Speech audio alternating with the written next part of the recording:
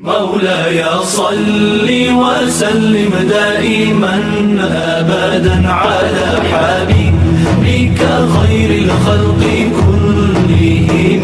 مولاي صل وسلم دائما أبدا على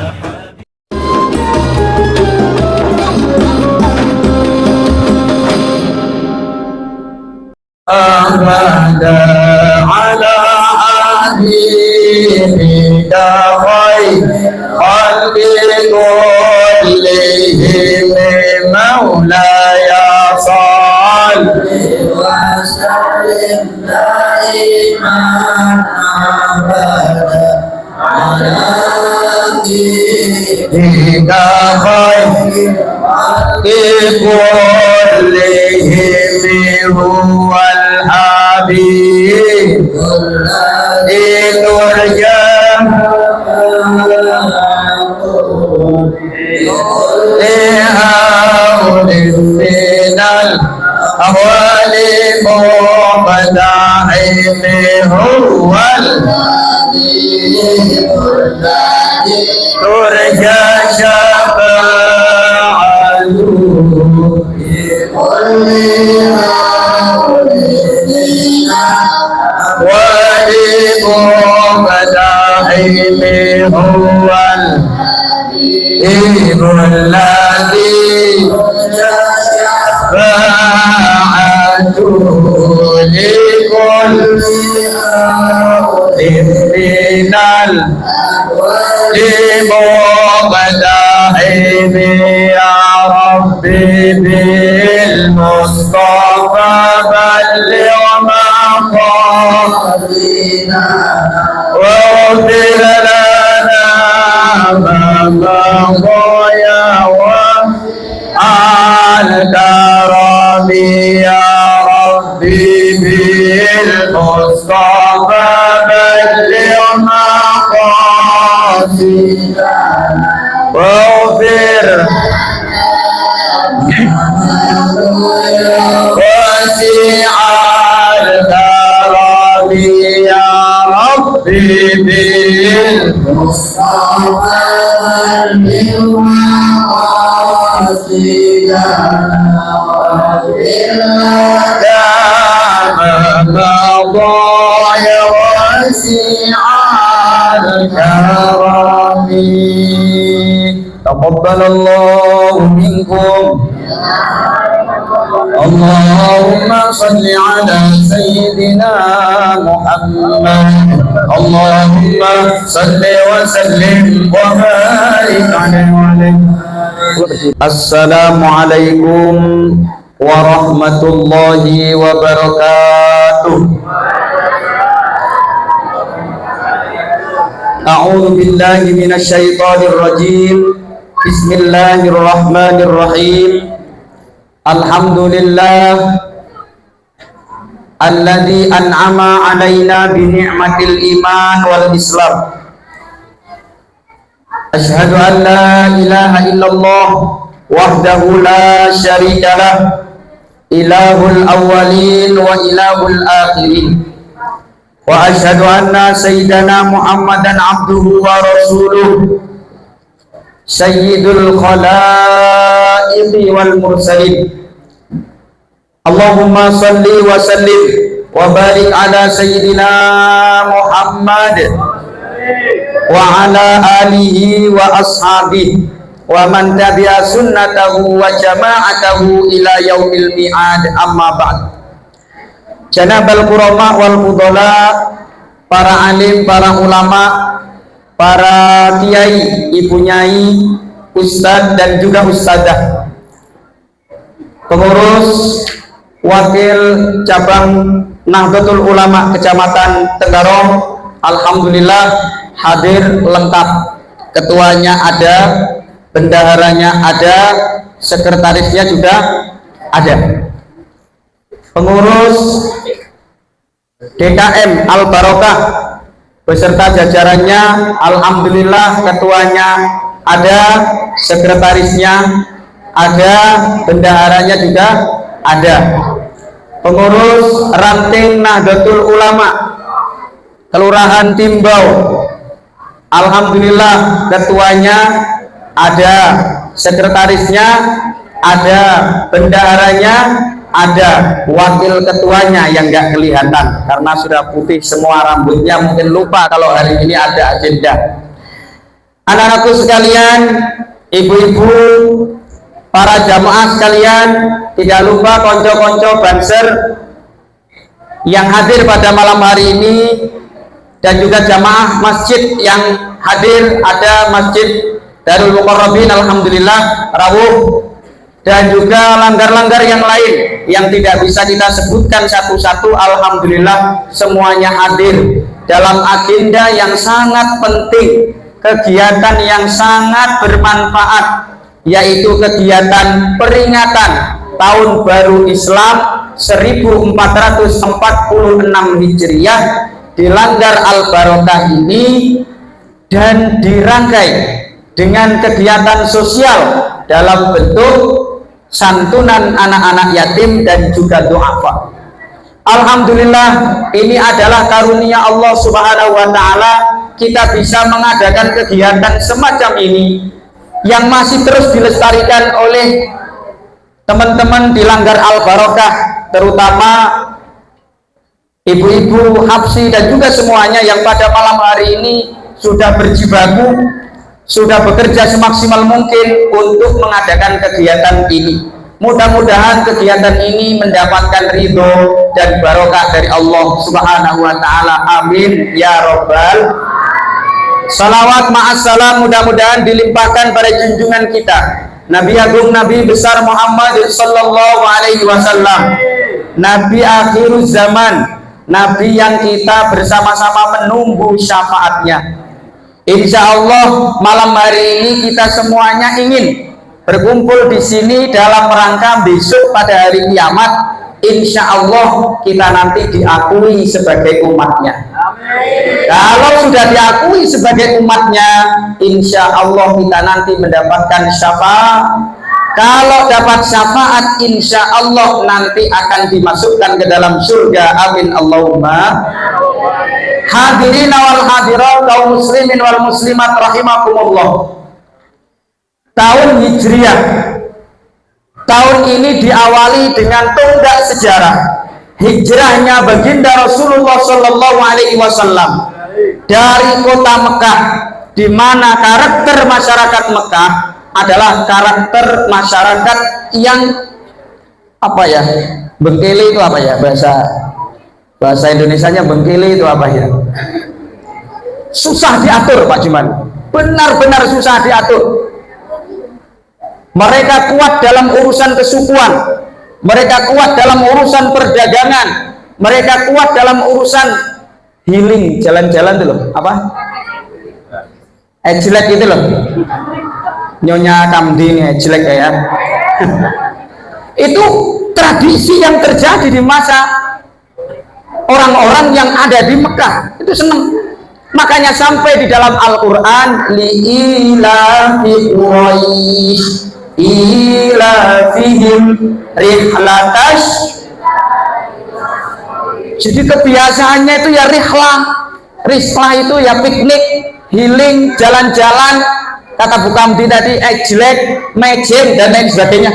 Itu tradisi-tradisi di masa orang-orang yang ada di Mekah saat itu.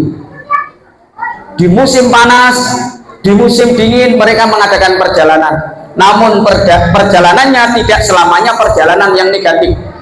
Mereka juga menjual apa ya namanya, menjual barang dagangan. Makanya mohon izin Kiai MWC, alhamdulillah salah satu anak dari MWC Tenggarong di Timbau khususnya, dan juga mungkin yang lain, itu punya rihlatas sita iwasoi, kebiasaan untuk berkeliling dan menawarkan barang dagangannya. Ada jahe, ada korek api, ada ini sponsornya nih Pak Yai, ini sponsornya ada dapur Pawon Budi. Ini baru ada ini, luar biasa ini, ada sponsornya. nanti anak-anakku akan dibagi, ada sponsornya. Tujuannya apa? Tujuannya kemandirian ekonomi. Ingat dulu, sebelum didirikannya Jam'iyah Nahdlatul Ulama, itu didahului dengan satu jam'iyah yang luar biasa, namanya adalah Jam'iyah Nahdlatul Tujjar, kebangkitan para ekonom, kebangkitan para pedagang, kebangkitan para saudagar. Karena apa? Nanti kita ini di masa sekarang yang kita temui, ternyata ekonomi yang paling dominan. Bayangkan, semua terkait ekonomi, mulai dari yang sampean pegang sehari-hari namanya HP, itu ketika buka Facebook ada iklannya apa enggak? Ada orang bikin konten, kalau sudah subscribernya, sudah likesnya, sama apa namanya yang tombol pencet apa ya, itu kalau sudah ribuan, itu tidak usah kita ngoyo-ngoyo bekerja, itu sudah iklan yang ngasih rezeki kita. Itu ekonomi, dan itu juga dibangun oleh Mbak Wahab jauh puluhan tahun yang lalu, itu sudah diatur. Makanya ekonomi itu penting, dan orang-orang Mekah saat itu rihlatas syita'i wassohib, jualan dagang. Jadi nggak usah malu kita ini jualan dagang, masuk ketua ranting NU bakul pental, apa salahnya? Toh ini bekerja, tidak nyuri, tidak nyalain orang, bekerja dengan baik. Ketua MWC, pengawas duitnya ini. Jadi semuanya itu terkait dengan ekonomi, dan Islam mengajarkan tentang itu. Itu orang-orang Mekah, dan sulit diatur. Karakternya orang Mekah susah diatur, Pak. Akhirnya apa?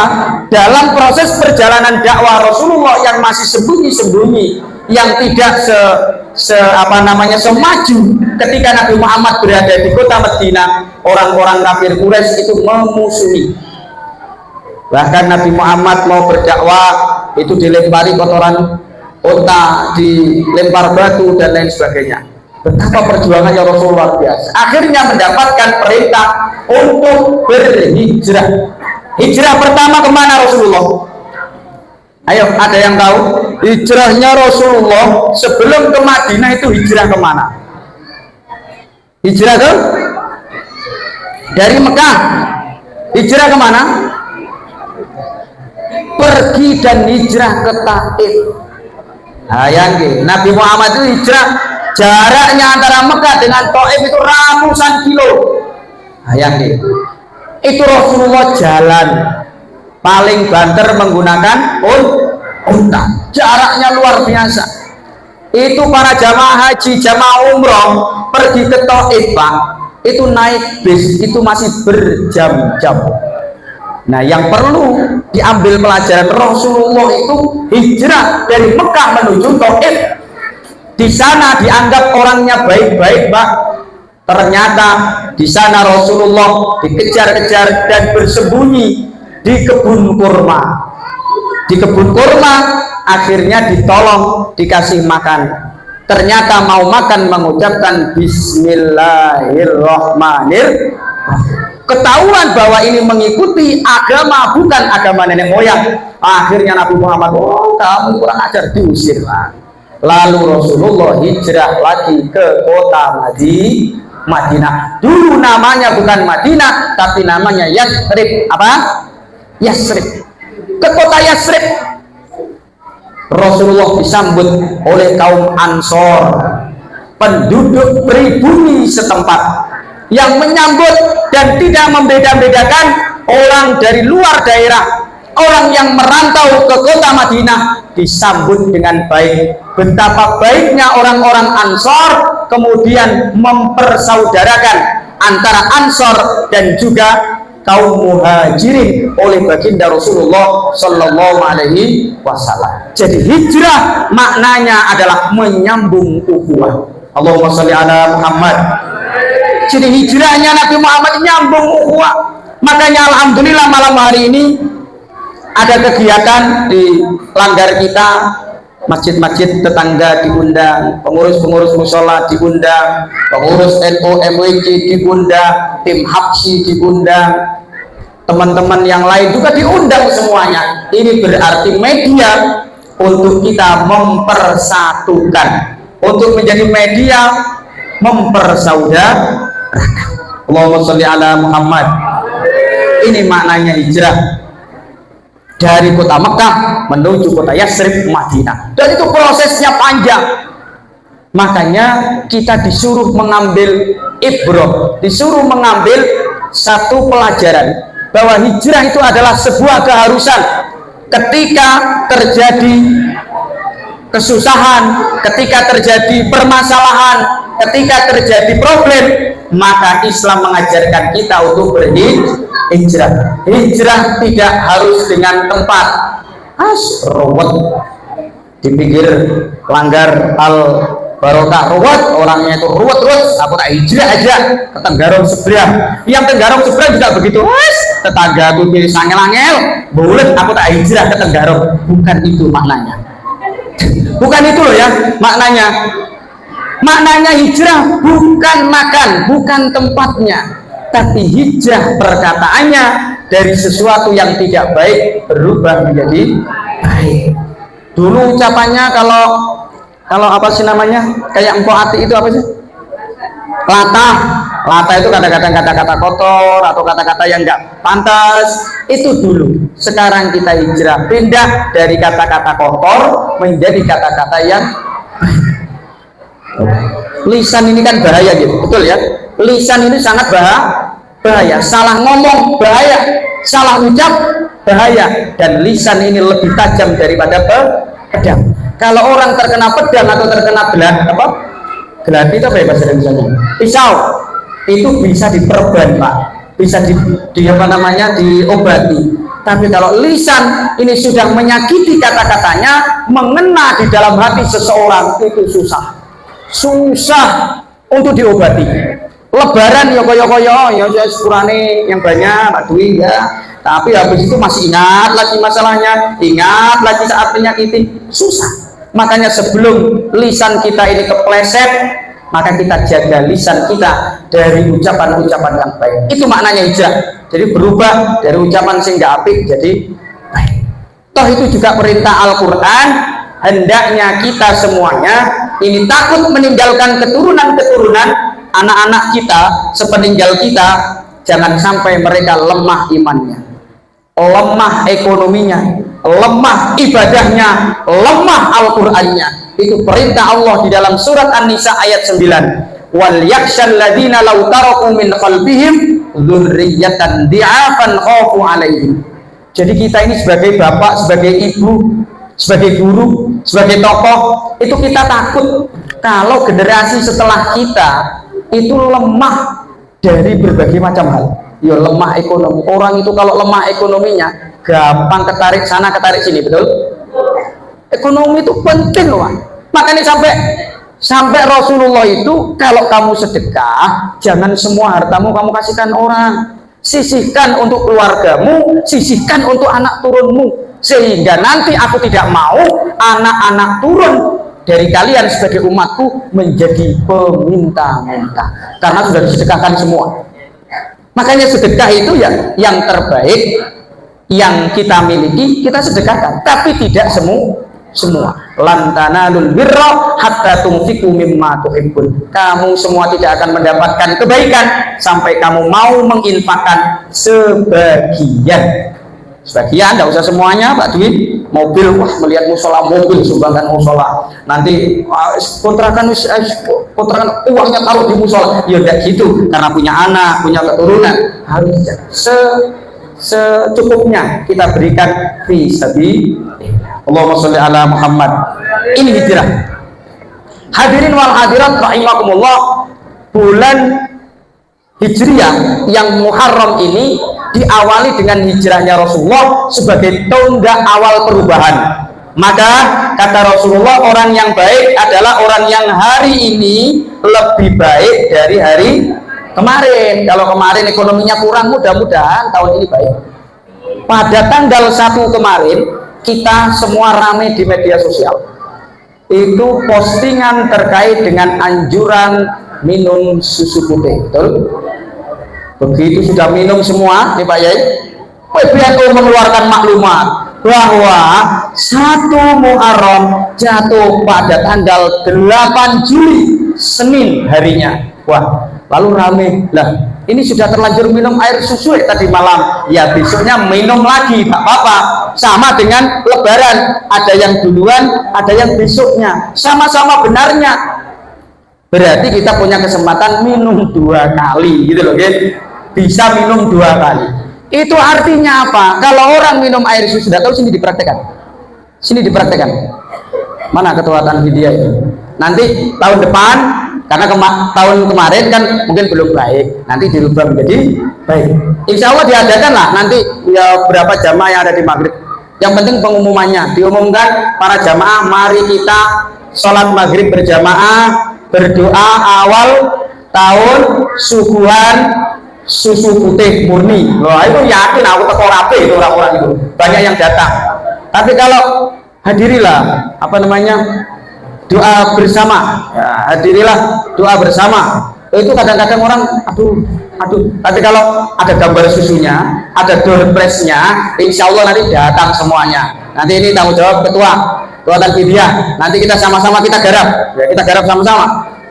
Namanya perubahan, jadi yang tidak baik menjadi baik. Ya. Bapak dan Ibu yang dirahmati dan dimuliakan oleh Allah, yang minum air susu putih pada malam tahun baru Islam itu harapannya 1 tahun ekonominya putih dalam arti baik, keluarganya putih, berarti baik, anak-anaknya putih, baik, ekonominya putih, semuanya baik. Makanya jangan diremehkan minum air susu itu pada malam satu Syuro, malam 1 Muharram. Diupayakan nanti itu, ya. Kalaupun tidak, paling minim kita lakukan bersama keluarga kita, minimal itu. Tafaulan itu ya harapan, namanya harapan, mudah-mudahan bisa hidupnya hidup yang putih. Kemudian ada kemuliaan bulan Muharram, yaitu diberikannya Allah kepada kita, memberikan 1 hari yang istimewa, namanya hari Asyura, hari ke-10 di bulan Muharram. Orang-orang tidak bisa bilang Asyura, akhirnya diganti dengan Suro atau Suronan atau Suranan. Di Jogja ada Grebek Maulid, ya, Grebek Suro dan lain sebagainya, ya. Di tempatnya Pak Jumali juga ada. Ini tradisi yang baik menyambut kebaikan pada tahun itu. Makanya sebagian ada yang pawai obor, ya, pawai obor, terus kemudian semacam-macam. Pada hari Asyura itu saya ini menyampaikan materi kitab, ya. Bentar lagi saya ingin menyampaikan apa yang didawuhkan oleh Imam Abi Bakar. Ini pengarang kitab I'anatul Thalibin. Di dalam kitab I'anatul Thalibin itu diterangkan sama rungokke tenanan, ya. Kata beliau dalam nadhamannya begini: fi yaumi Asyura asyrun tattasil bihasnatani walaha fadlun nukil. Di hari Asyura, sekarang tanggal berapa ini? 9 Muharram itu hari Ahad besok, versi umum. 9 Muharram Ahad, berarti Senin itu 10, Selasa 10 Muharram, ya. Ada yang Rabu, kira-kira Selasa. Yaumi Asyura asyrun tattasil, ada 10 kebaikan yang tersambung dengan 2 kebaikan berikutnya. Berarti jumlahnya berapa? 12. 10 tambah 2 berarti jumlahnya 12. Ini sama rungokke tenanan. Yang pertama puasa, maka ada namanya puasa Asyura. Ternyata puasa Asyura adalah puasa di mana Allah mewajibkan atas Bani Israel dalam 1 tahun itu ada 1 hari yang wajib puasa, namanya puasa Asyura. Kalau kita kan diwajibkan puasa Ramadan, mereka satu hari dalam 1 tahun. Kalau kita antara 29 atau 30 hari, mereka cuma itu hari Asyura.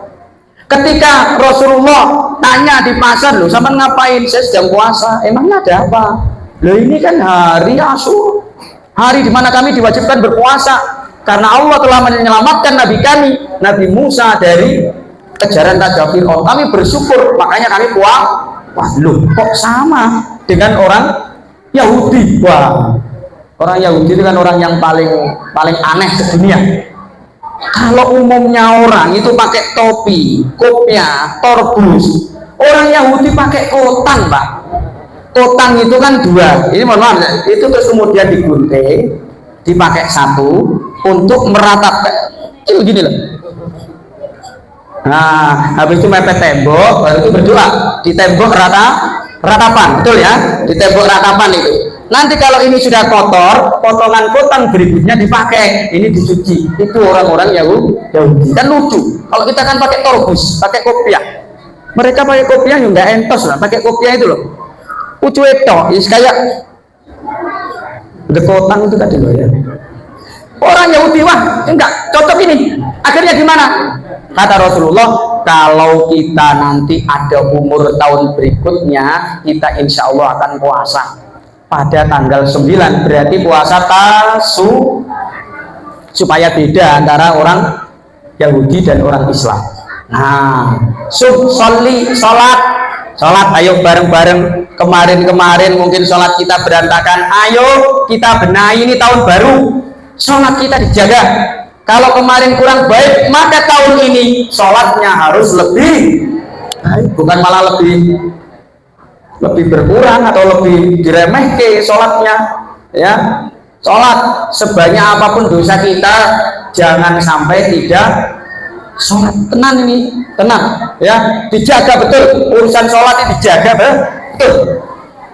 Sumsolisil, sambung silaturahim. Alhamdulillah difasilitasi oleh DKM Al Barokah, semuanya sama-sama ini.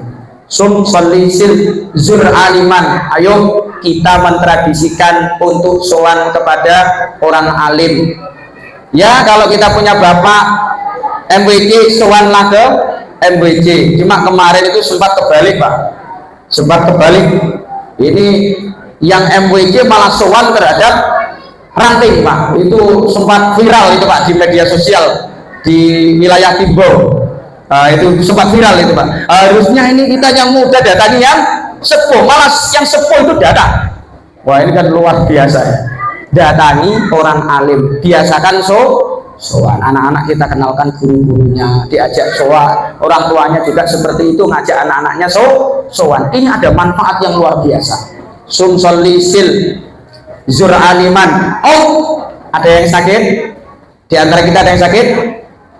Kalau ada yang sakit, ayo kita kunjungi, ayo kita jenguk. Orang itu kalau sakit, model apapun kita pernah disakiti, yang sakit itu disambangi, dijenguk, orang itu pasti meneteskan air mata. Ya Allah, aku dulu ini musuhin sama sampean, kok sampean mau datang jenguk saya? Nangis orang itu, Pak, pasti nangis. Tapi kalau masih normal kayak gini, orang loro kayak gini, ayo sopo, walas perang ini nanti. Tapi coba ketika sakit, dia pernah menyakiti kita, mencaci maki kita, disambangi, nangis. Haji, ya Allah, wes tidak usah nangis, yang penting sampean sembuh, semangat sembuh, pasti akan begitu. Gini betul, betul Bu ya. Makanya kalau orang itu sakit karena dia memusuhi atau dia tidak memusuhi, kalau dijenguk itu nangis. Ya Allah, aku masih diperhatikan, padahal selama ini aku sering maki-maki, nyalahin dia. Maka ayo, dengan seperti ini kita nanti akan terbangun kerukunan dan ukhuwah. Waktahil, gunakanlah celak.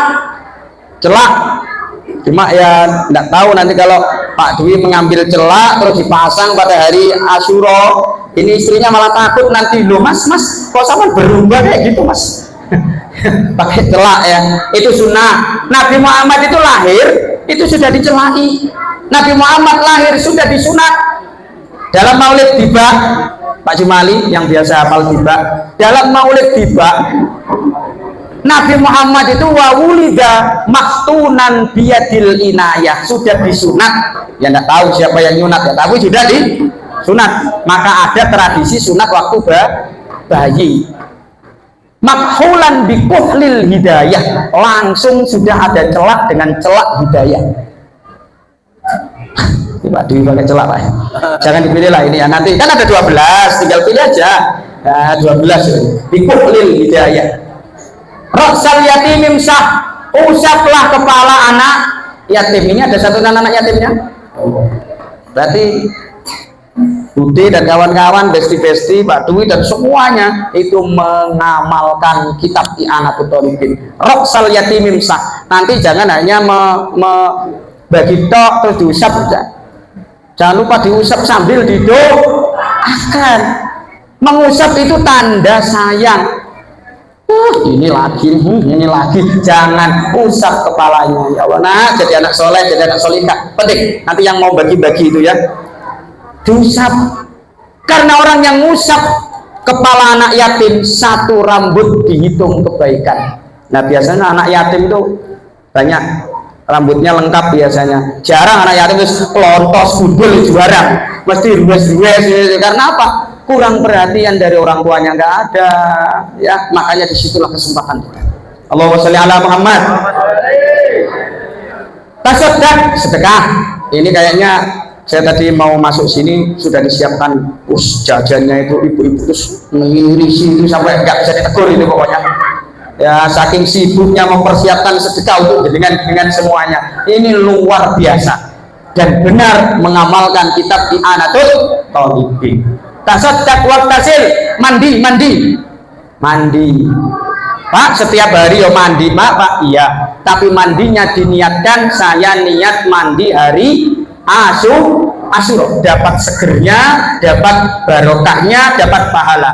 Dan di situ diterangkan wa man igtasala yauma Asyura, siapa yang mandi pada hari Asyura lam tusibhu amradun tilka sanah, tidak akan terkena penyakit apapun dalam 1 tahun itu illa maradul maut, kecuali sakit kematian, sakit yang sudah mau mati. Jadi menyehatkan nanti mandi ya pada hari Asyura, kira-kira hari Selasa atau hari Rabu. Kemudian berikutnya ini rungokkan, wasi alal iyal, luaskanlah pemberian terhadap binimu, anak-anakmu. Bapak-bapak, Pak Kamdi, rungokkan, wasi alal iyal, luaskan rezeki untuk istri dan anak-anakmu pada hari Asyura. Fa innahu man wasa ala iyalih, sungguh orang yang meluaskan rezeki untuk istri dan anak-anaknya dan orang yang ditanggungnya, wasa'ahullahu rizqahu, maka Allah akan meluaskan rezekinya as-sanata kullaha, 1 tahun ke depan rezekimu diluaskan. Maka tidak heran mendekati tanggal 10 itu postingan luar biasa berkaitan dengan toko emas lah, terus wakeh itu postingan. Dan benar, siapa yang membelikan perhiasan untuk istrinya maka Allah akan lipatkan rezekinya pada tahun itu. Bapak-bapak, rungokkan. Nah, Pak RT, nah, ini penting, memberikan rezeki lebih, harus diniati ya, diniati.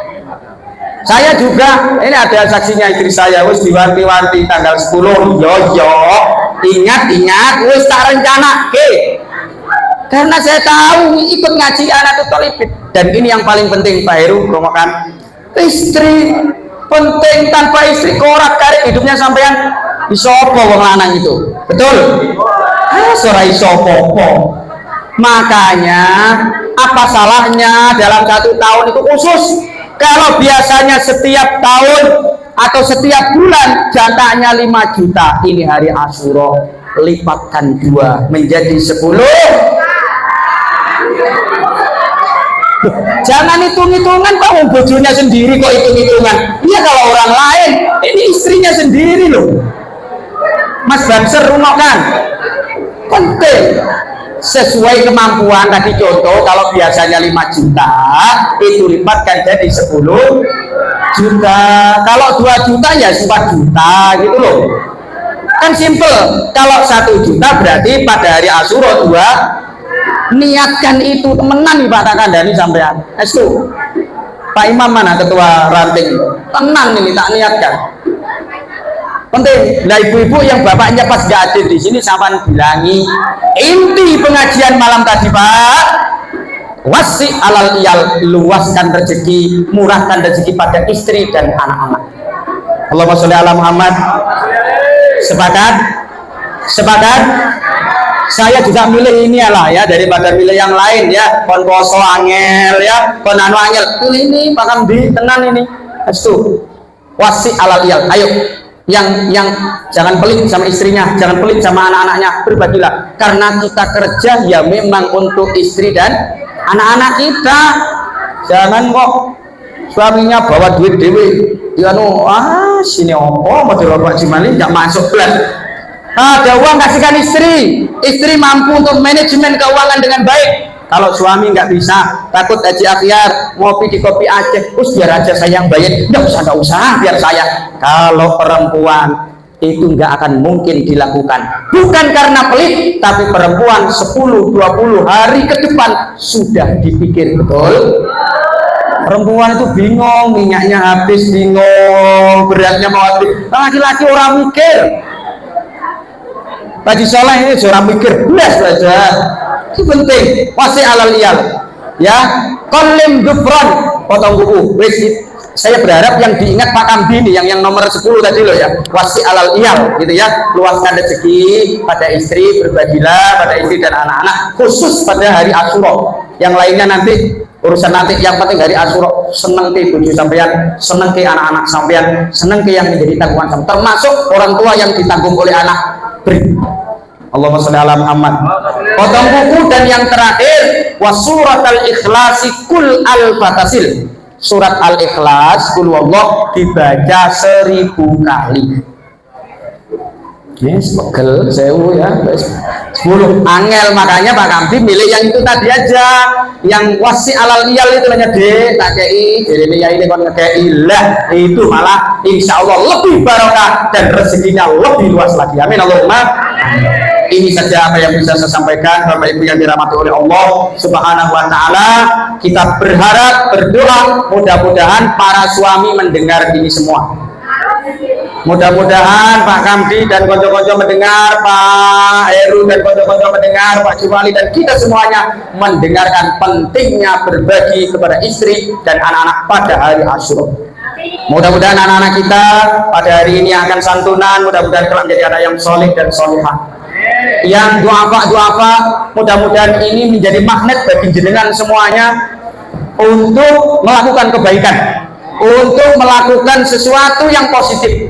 Insya Allah. Dan nanti ketika ada kegiatan-kegiatan seperti ini, kalau longgar ibu-ibu monggo hadir di sini. Biasanya diumumkan ya Bu ya, diumumkan. Ayo bareng-bareng. Sudahlah, hiburan kita apa sih? Hiburan kita itu yang ngaji kayak gini. Ngaji ustadznya belum teko, rasan-rasan ya ora apa-apa.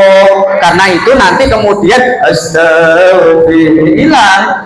Tapi kalau di tempat-tempat yang nggak baik ya malah ada yasinan monggo ayo ikut, ada sholawatan ayo monggo ikut gabung. Insya Allah mesti ada kebaikannya. Mulai sekarang kita tumpuk-tumpuk kebaikan walaupun sedikit, nanti akan baik. Dan doakan mudah-mudahan Langgar Al Barokah seluruh sivitas atau orang-orangnya yang beraktivitas di Langgar ini bisa lebih baik lagi. Nanti santunannya itu bisa lebih baik lagi, bentuknya lebih baik lagi.